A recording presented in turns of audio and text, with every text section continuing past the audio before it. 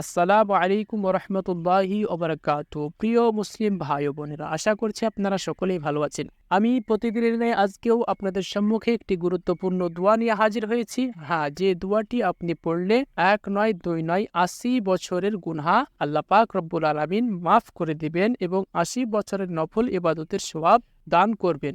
তো ভিডিওটি আপনারা শেষ পর্যন্ত দেখবেন। আমি যেভাবে বলবো সেইভাবে যদি আপনি পালন করতে পারেন তো ইনশাআল্লাহ আল্লাহ পাক রব্বুল আলামিন আপনার ৮০ বছরের গুনাহকে মাফ করে দিবেন। তো এই আমলটি আপনাকে করতে হবে জুমার দিনে। কারণ এই দিনের মধ্যে আল্লাহ রাব্বুল আলামিন বিশেষ কিছু সওয়াব নিহিত রেখেছে। তাই এই দিনে রয়েছে বিশেষ কিছু আমল, যাতে রয়েছে আল্লাহর পক্ষ থেকে গুনাহ মাফের সুযোগ।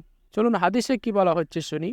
হযরত আবু হুরায়রা রাদিয়াল্লাহু তাআলা আনহু হতে বর্ণিত, রাসূলুল্লাহ সাল্লাল্লাহু আলাইহি সাল্লাম ইরশাদ করেন, যে ব্যক্তি জুমার দিনে আসরের নামাজের পরে না উঠে, অর্থাৎ আসরের নামাজ আপনি পড়লেন, তারপরে সেই জায়গাতে আপনি বসে আছেন, তো সেই জায়গায় বসা অবস্থায় যদি আপনি ৮০ বার নিম্নলিখিত দরুদ শরীফ পাঠ করেন, আমি যে দরুদ শরীফটি আপনাদেরকে বলবো সেটা যদি আপনারা ৮০ বার পাঠ করতে পারেন, তাহলে কি হবে, ৮০ বছরের গুনাহ মাফ হবে এবং ৮০ বছরের নফল ইবাদতের সওয়াব কিন্তু তার আমল নামায় লেখা হবে। সুবহানাল্লাহ। তো চলুন আমরা দেরি না করে সেই আমলটিকে, সেই দোয়াটিকে আপনাদের সম্মুখে হাজির করি। আপনারা দেখুন, দোয়াটি হলো আল্লাহুম্মা সাল্লি আলা মুহাম্মাদিন নাবিয়্যিল উম্মি ওয়া আলা আলিহি ওয়া সাল্লিম তাসলিমা। তো আপনারা এই দোয়াটি যদি, এই দুরূদ শরীফটি যদি পাঠ করতে পারেন, তাহলে ইনশাআল্লাহ আল্লাহ পাক রব্বুল আলামিন আসরের নামাজের পরে যদি আপনারা পাঠ করতে পারেন ৮০ বার, তাহলে আল্লাহ পাক রব্বুল আলামিন এর পরিবর্তে ৮০ বছরের গুনাহ মাফ করে দিবেন এবং ৮০ বছরের নফল ইবাদতের সওয়াব দান করবেন।